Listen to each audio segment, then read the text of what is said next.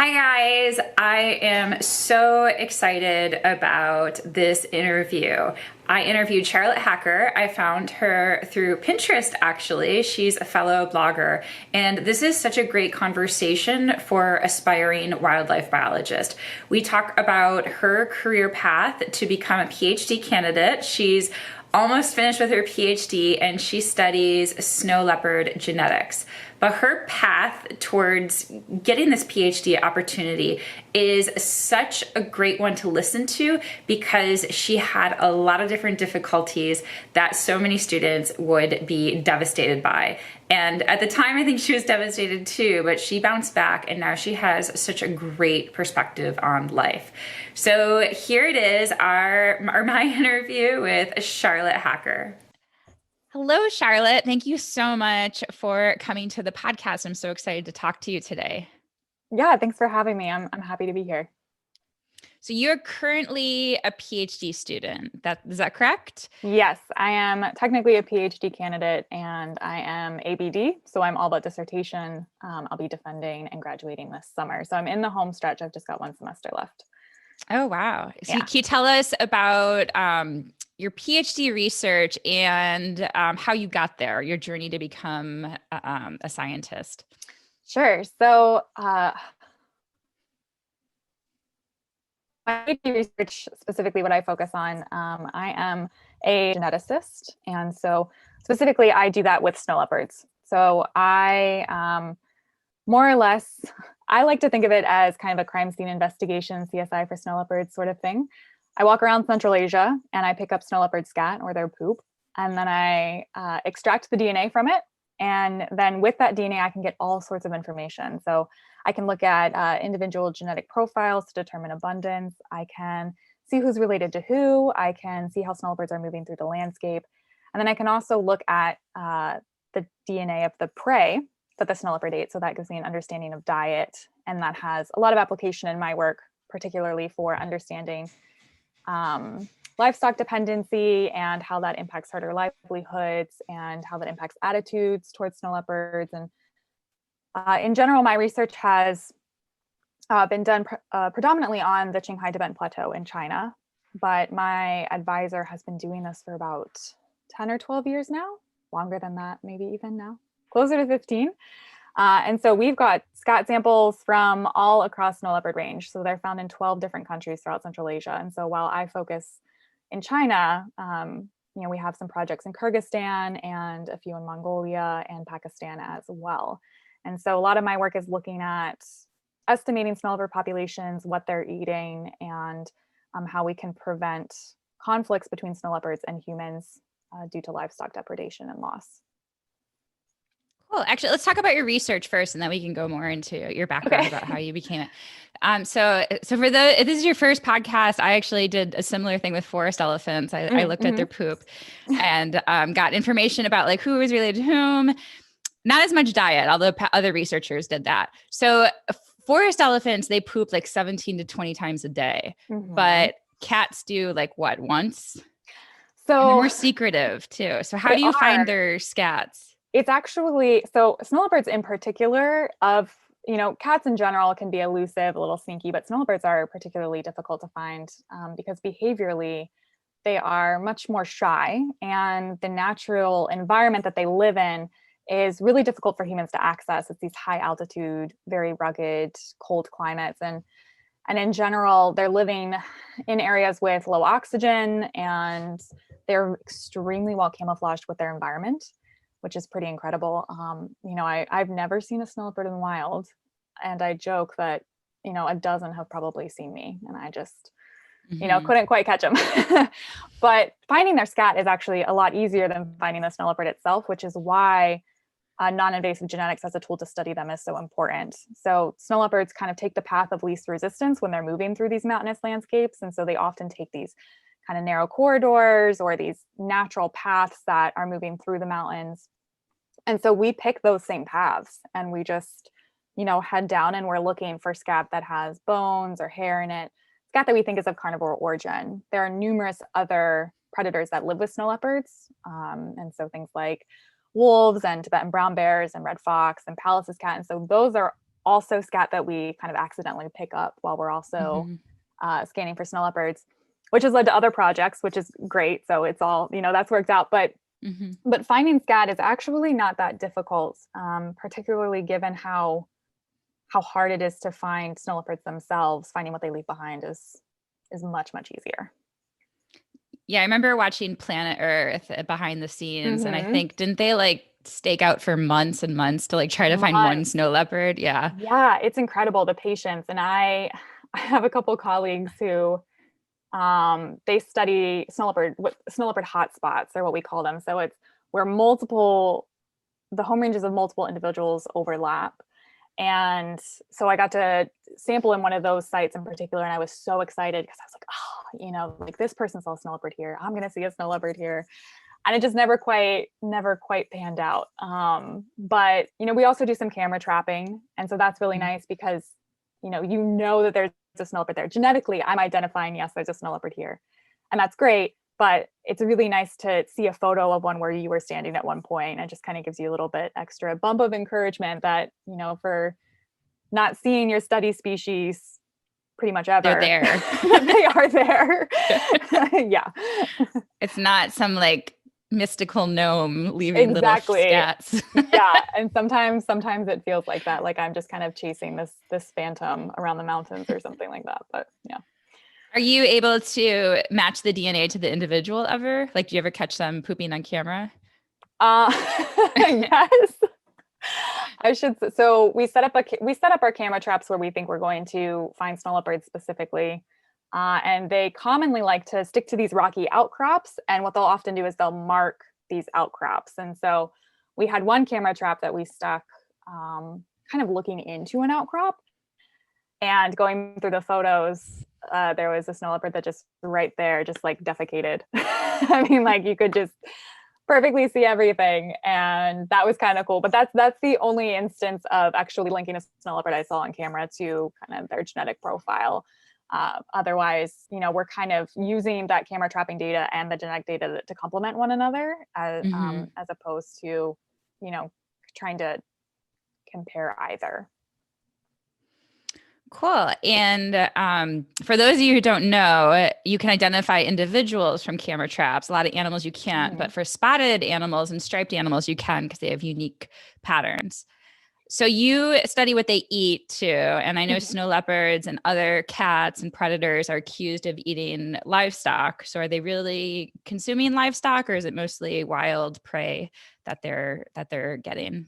So we're finding, at least in China, that it varies by site. But we're finding, at first, this whole molecular diet analysis approach that we were using, where we were just looking at the DNA in the scat and matching it to the species that the snow leopard ate based on these reference sequences of DNA that are online. There's just, databases of them.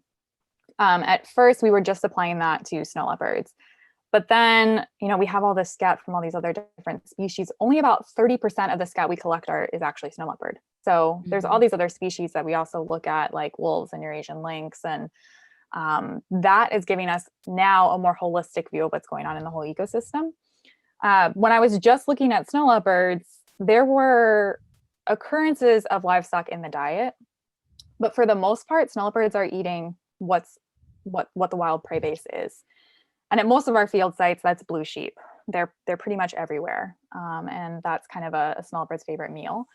And then we're finding that they supplement blue sheep, which are larger ungulate, medium bodied, but larger for the area, with what I like to call snow leopard snacks. So pica and marmot, every once in a while you'll get a hare in there. And so it's interesting because you see these occurrences of livestock in the diet, and you'll have things like yak or goats, sheep. At one point we found a pig, which was pretty cool because that hadn't really been represented in previous snow leopard diet studies.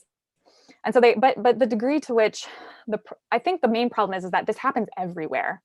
So it's worse in some areas than others, but no matter where you look across snow leopard habitat, if there's livestock there, there's going to be conflict at some point because a snow leopard ate one. And so it's really this huge range-wide problem, which I think is where we get into the issue of how do you best manage it.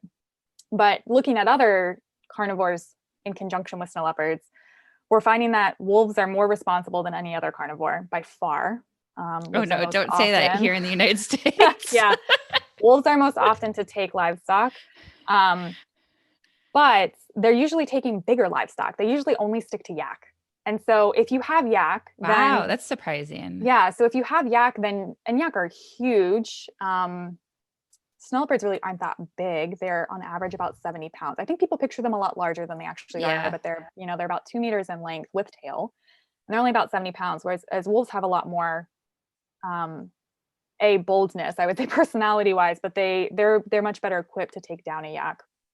And they hunt in packs too. Exactly. There's multiple wolves, taking down an animal. And so if you have yak as a herder, you probably want to put into place things that are going to specifically deter wolves. And what that is something that we're kind of working on testing. Those are other side projects in terms of non-lethal predator deterrence and how we can best fit deterrent methods based on the species most likely to take the livestock. But snow leopards will take anything. So you might get a yak, you might get a goat, you might get a sheep, you might get a pig, you might get, I found a chicken in one. So it's kind of the unpredictability with snow leopards that I think is what makes it a little bit more difficult. Whereas wolves are just more likely to take down one species we're finding. And that's only with our data set, across our field sites, that may not necessarily hold up true around other parts of snow leopard range, but that's what we're finding. And weren't snow leopards recently not delisted, but their status changed? Didn't they change from endangered to threatened? And that was actually kind of controversial because some of the range states that wanted them to be endangered still. So then for tourism, they could say like, we had this endangered species. Yeah. So they were endangered up until 2017, and then they were downlisted to vulnerable. So still in the threatened category, but not having an endangered status takes away a lot of funding. It takes away a lot of attention. It takes away a lot of support. There's kind of something sexy about being endangered as an animal, right? It brings in a lot more attention, a lot more money. Yeah. And you're right, for these places that are kind of depending on snow leopards or using them as an ecotourism tool, or being able to claim like, hey, we have this species here, we need funding. That really is a detriment. And unfortunately, snow leopards are found in 12 different countries. Their range is huge. What we think we know of it is about 2 million kilometers squared. You see estimates as high as 3 kilometers squared. And so you're taking a species that occupies this huge, massive range, and you're saying, okay, well, the whole species, even though it occupies this entire area, we're just going to downlist it, altogether. And that's problematic because in some areas across that range, yes, snow leopards are doing pretty well. Mongolia as a country has done an excellent job with protecting snow leopards. But then you have other areas where either snow leopards are just not doing well, and then you have other areas where we don't have enough data to make a decision. Yeah. So in, the western part of their range, when you're looking at Pakistan, Afghanistan, Kyrgyzstan, there are issues there related to poaching that are a little bit higher, at least what we know of. And so snow leopards there aren't doing great. And then you have places like the Tibetan Plateau, which are so under-surveyed and under-researched that we don't really have enough information to make a decision. And so a lot of the population estimates that went into downlisting the snow leopards were by and large kind of the best guesstimates we could make.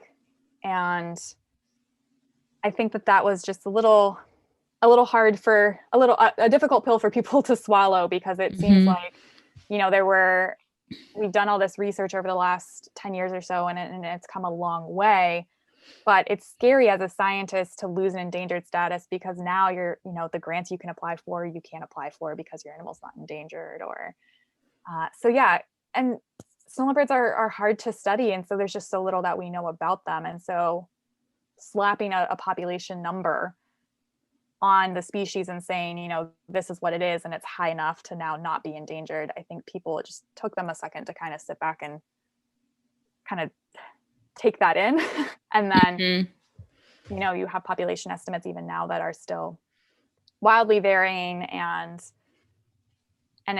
it's just a big, there's a lot of outcomes and a lot of consequences of a decision that very few people actually make when it comes down to it.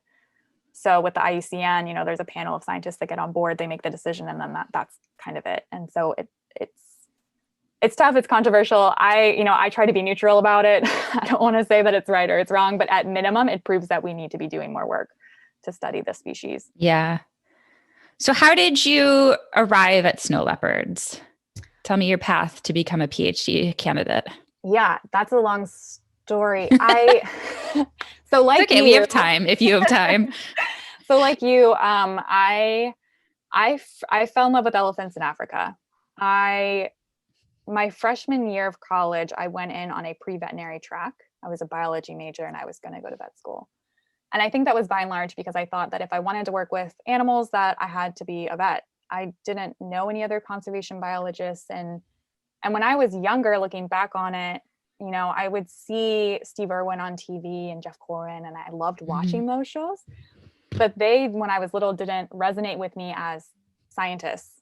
I never really made that connection. I think I just saw them as entertainers that were teaching me something. So now the science communication platform that we all know about now, I mean, in the early 90s, mid 90s, when I was watching it, as a kid, I just thought it was an entertaining show. And then I'd heard, Jane Goodall, of course, and learned about her, but she seemed so unobtainable. She was just this amazing researcher and British and older. And so I just didn't see anybody that looked really like me in my environment. And science-wise, the only science person that I really saw and connected with was Bill Nye. And it was, it was a white guy in a lab coat. And so I never, as a kid and as a female growing up, thought even about conservation biology or conservation science until I went to Africa, which really started because I was failing out of college. And oh, wow. I was desperate to cling on to something. I just did not know what to do with my life. And I felt like I was just wasting time and spending a lot of money at an undergrad that I ended up liking in the end when I came back from Africa. But my first year there was really difficult. And so I just kind of threw everything to the wind and went off to Africa. And that really changed everything because I finally met conservation biologists there. And I think that kind of cemented what I wanted to do with my life and what I wanted to do moving forward, and that I wanted to do research, and specifically that I wanted to do elephants. I think that for me was so powerful and strong that I just would not let up. I was hell-bent on, being an elephant researcher specifically, and coming back to the US and, looking at jobs and realizing that, being an elephant researcher is great in theory, but, how do you actually do that? And how do you accomplish that? And I just wanted to get back to Africa. And I had a professor that suggested grad school, that I should go get my master's. And he kind of explained everything of how to go about that. And so I found elephant researchers and I emailed them, and I'm, introducing them to myself and everything. And very few responded to me, but I did have one, Dr. Bruce Schulte, who had a couple projects going on in South Africa and in Kenya as well. And that finally worked out. There was a semester where I had to waitress at Outback Steakhouse. There was a gap between when I graduated and started my master's because of funding. I did not want to pay for my master's. So I had to wait for that funding to come through. And originally my project was going to be in Africa. And then I got there and that just all fell apart. Like, I moved to Kentucky from Pennsylvania, and I get there and Bruce is like, well, this isn't going to work out how we thought. And I was devastated.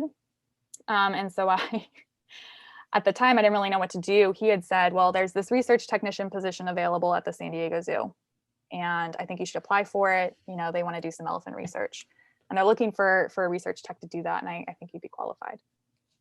And again, I was devastated because I didn't. You were going to leave your graduate position and take a temporary tech position. Was that the idea? Or would you still do your master's while you were doing that? Exactly. So okay. I was still going to be a student at Western Kentucky, but I was going to be employed by San Diego for a year. Mm-hmm. And during that year, one of the projects that I did would be what I would use for my master's thesis. And so, and meanwhile, I just moved to Kentucky. I just packed up everything and moved to Kentucky. And so I applied and I got the job. And so then I moved out, 4 months later to San Diego. And I wouldn't say that I went in with a closed mind. I was really excited to do the work, and I was really like pumped to be able to work in such an amazing facility. The Institute for Conservation Research there is absolutely incredible. And, you know, I just thrived there. And it really kind of changed my whole perspective on my approach to science and the way I looked at conservation. And I really felt like I kind of became a scientist there, right? I fell in love with conservation science in Africa, and that's great. But I felt like I became a scientist working at San Diego. But then that position was over. So I go back to Kentucky, I finish up my coursework, and now I'm looking for a job, postmasters, and trying to stick with elephants. And that was, you know, obviously a niche that I was trying to kind of wiggle my way into, and looking maybe into going back to Africa, not really seeing that as a possibility. I had a partner, I had other considerations at the time and priorities at that point. But I ended up finding a job in the animal behavior department at the Toledo Zoo in Ohio. And so I ended up taking that position when I got that. And that position taught me a lot. I expanded beyond elephants. So I was kind of given these tasks outside of just elephants. And so that was kind of where Big Cat came in, because we were doing a lot of different kind of behavioral studies throughout the zoo. But one of my jobs was to look at indicators of welfare, specifically looking at behavior. And we had a snow leopard at the time, Malinka, who, you know, I was just kind of tasked with, you know, she sits there all day, like, you know, let's give her some stuff to do. Let's figure out how to give her behavioral opportunities to let her be a snow leopard. And so I, you know, was looking at, you know, I just go to Google and I'm looking through literature, and I'm emailing other zoos and seeing what they do. And I just realized that there is not a lot that we know about snow leopards. Like, what a snow leopard does in a day is largely unknown. And so trying to figure out what Malinka might want to do in a day was tough. And that kind of stayed in the back of my head. And then I think as I progressed through my position at Toledo, I didn't really see it as somewhere I was going to want to stay long term. I had an incredible boss. She's amazing. But it just didn't really feel like somewhere where I was going to be able to grow as a researcher and as a scientist. And so at that point, I started looking at my PhD. And I think more or less, me starting my PhD, I didn't feel like I had any other choice. I felt like, you know, I don't want to be here long term, and how am I going to get a job doing what I want to do? And I want to study elephants. And so I decided that I was just going to start emailing all of these elephant people that I emailed, you know, 4 years earlier when I was looking to get my master's, and ask them about funding and positions for a PhD student. And again, you know, it was the same thing. It was, you know, if you have your own funding, I'm happy to take you. I don't have funding.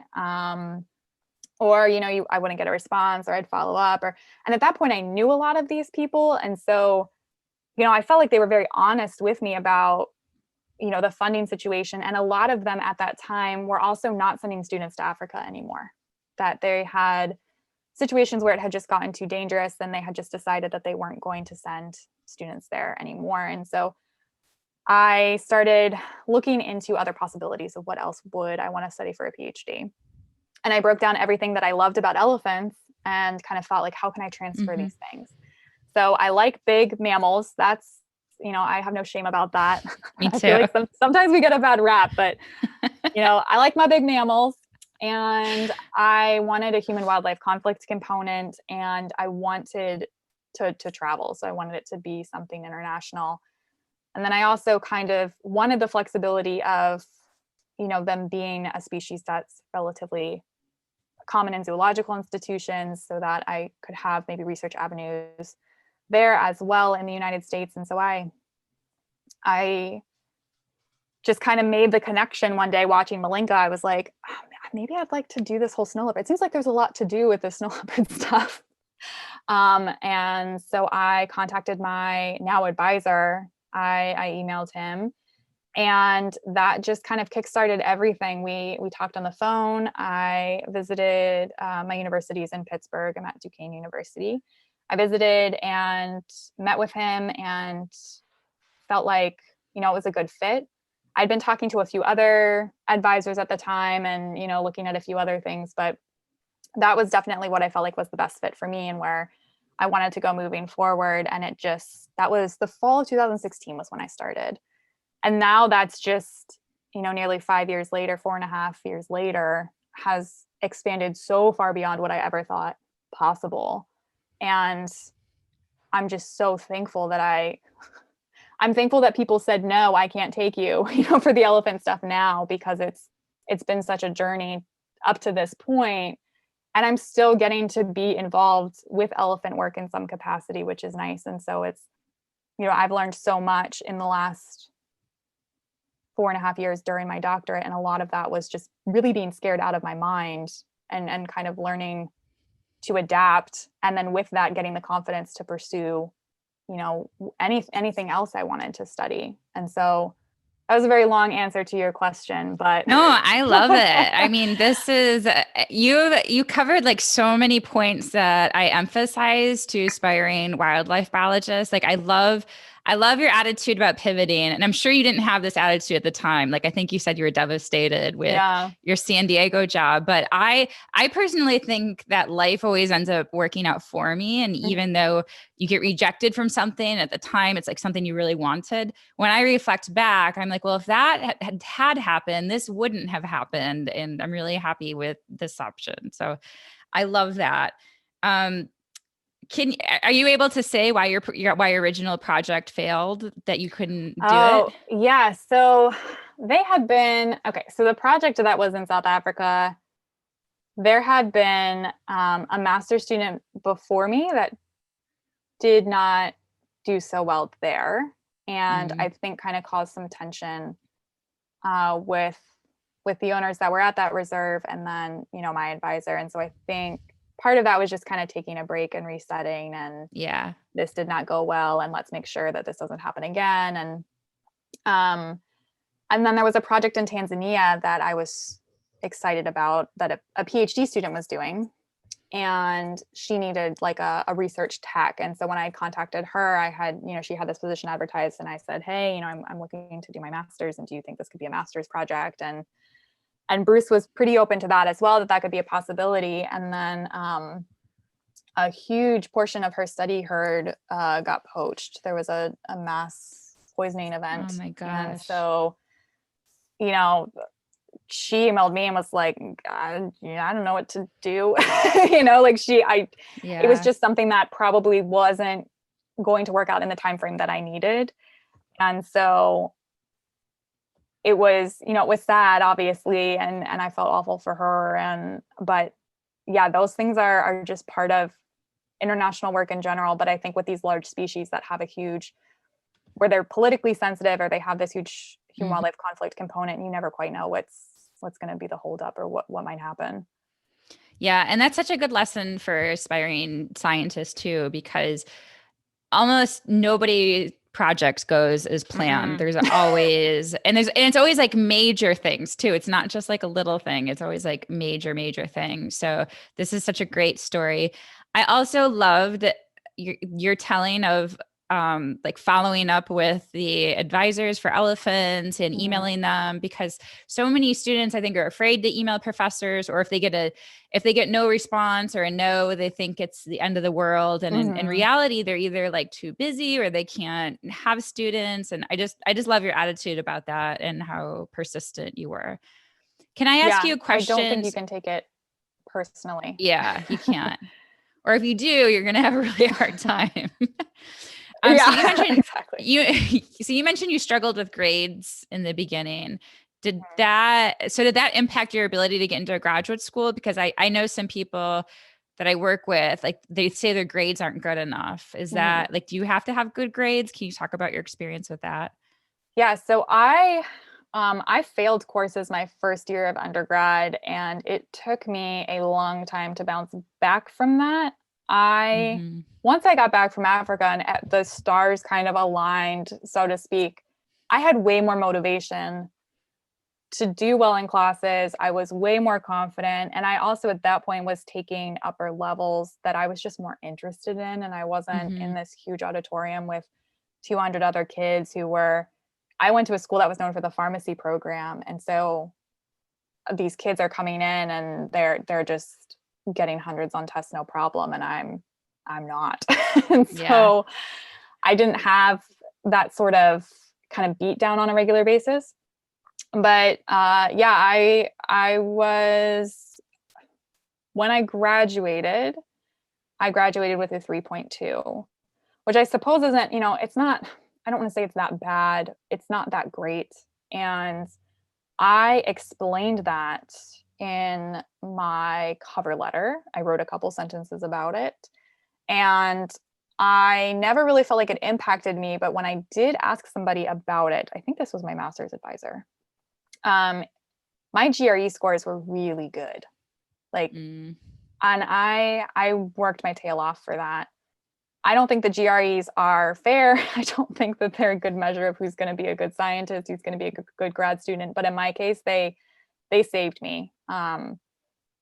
But that being said, there's so much more to you than a GPA, and a good advisor and a good school and a good program is going to see that experience, doing things like outreach, having a clear passion for what you want to do, things like being persistent and having good communication skills. I mean, those are all things that are also lucrative. And so I think getting into grad school for me, I had to find my advisor first, then I applied to the program. So I also had an advisor vouching for me. Not all universities work that way. So my PhD program into the university first, and then this rotation program. So I picked my advisor first, but that's not usually how it works in my specific program. And so that might help you too if you pick a program where you have an advisor that says, I want this student, and then that gate is maybe a little bit wider open for you to get into the program. But overall, that's how we did it too. And we were in the biology department, but within ecology, and all the ecologists chose their advisor ahead of time and knew who they're going into. And then the other students, they did the rotations, and maybe they had one picked out, but they didn't have them vouch for them, like you said. Right. Yeah. So in the end, I don't think my grades hurt me that much. And I think now, as being a TA and moving into a position where I may have to teach or going into academia, I think it's made me a much better teacher for that too. So what do you want to do now? Because you always mentioned you want to work with elephants. What's your ideal career? So I don't want to say I'm wide open. I think that I see a lot of opportunities, and that's really exciting. Ideally, I would like to be in some sort of research institute position. So I'm open to going into academia, very open to going into academia, if it's the right fit. And I don't think that most academic situations for me would be the right fit. But I would really like to go into some sort of research institute setting. And I would love to continue the carnivore work. I love doing my work now.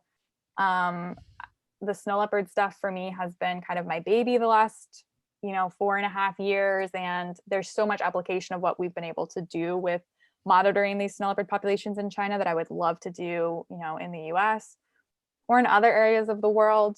I think that moving forward, I'm more focused on just making sure that I have the academic freedom or research freedom to pursue different things. But I also really like the idea of hitting the ground running with a project that's kind of up and raring to go. And so I like the idea of picking up projects that are already, we need someone to do this, and then I get there and I do that.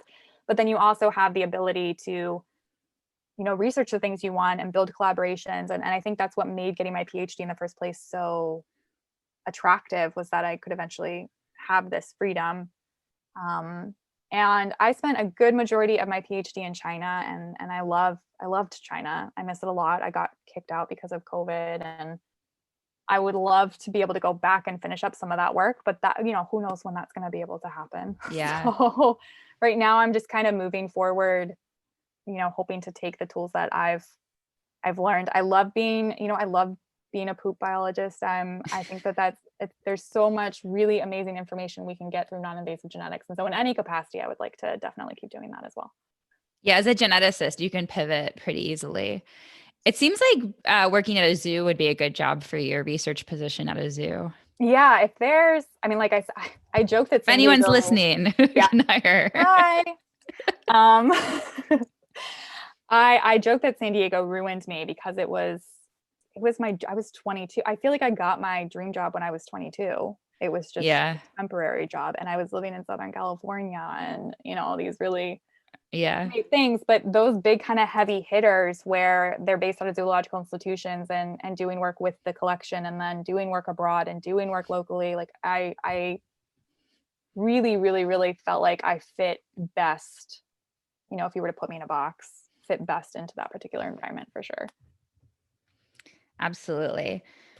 So I found Charlotte through Pinterest, actually, through an app that you can use with Pinterest called Tailwind. And she's there's not that many of us, but she's one of the conservation bloggers out there. So can you tell us about your blog and why you started blogging? Yeah, so I've always really liked writing, and I've liked outreach, and I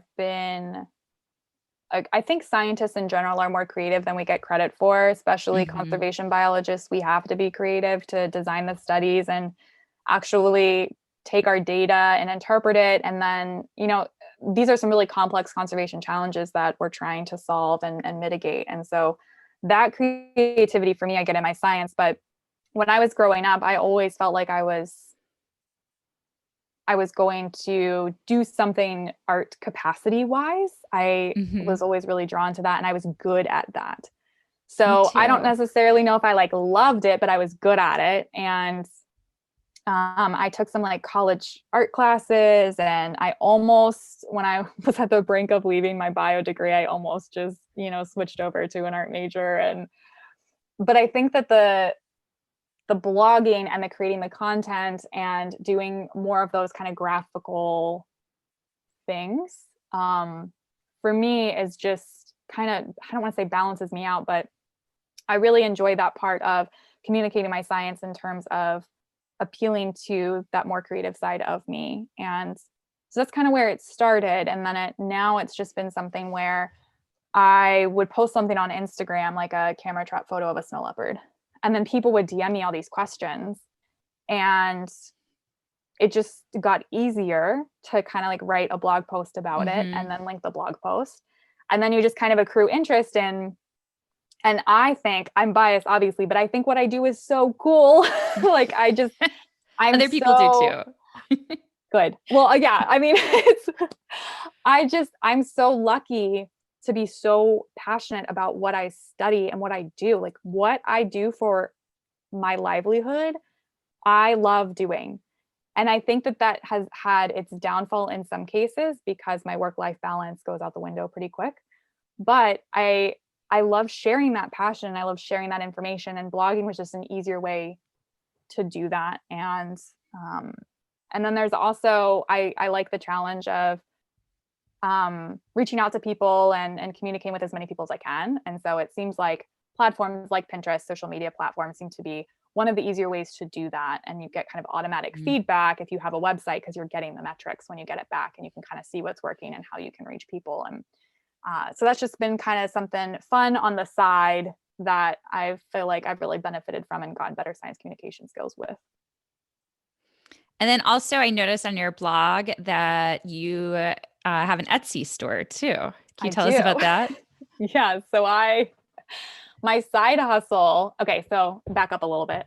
My grandmother and I were really, really close. And she was the one, when I said I wanted to go to Africa, she was like, yeah, go. And everyone else was like, oh my God. She's just always been really crazy supportive of the big ideas, the big things, the pushing yourself. And she, maybe this is a stereotype, like all grandmothers, she knitted a lot.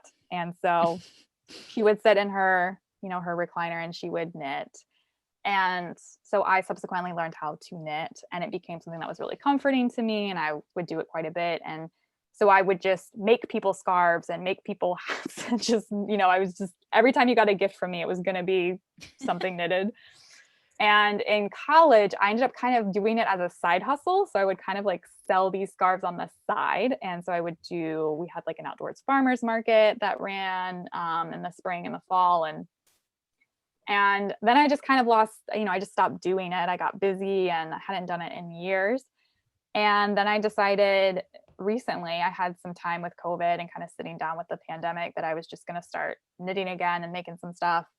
And I posted a few things on Instagram and people, bought them. And I was like, oh man, like this feels good. I forgot how like fun this was. And that it was just this release to do something creative and something different. And I had, painted and all sorts of things over the years. And so it just got easier. I started looking into farmers markets, but then with the indoor farmers markets being closed because of COVID in Pennsylvania, I just decided that I was going to try an Etsy store and see what happens. So that's kind of where that came in. So that's a recent thing.